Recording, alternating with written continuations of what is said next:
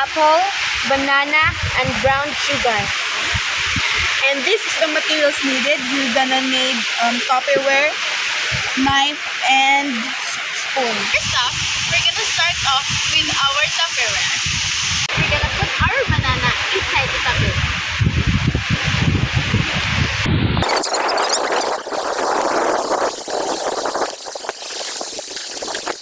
We're gonna put all of the 1/4 sugar inside our Tupperware with the apples and bananas.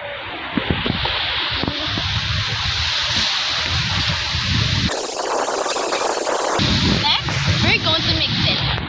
And then we'll do the mixing.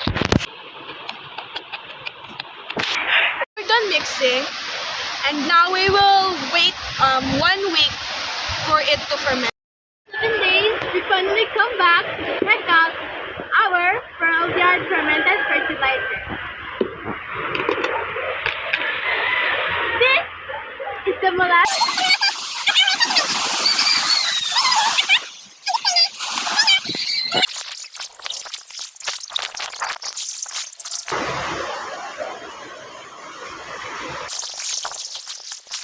Now we're gonna put our molasses in our 1 liter water.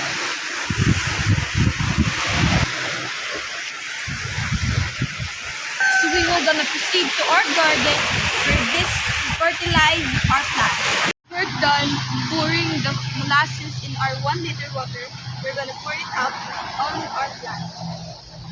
It's a chili plant. We're gonna use our fertilizer as a fertilizer and fertilize our chili plant.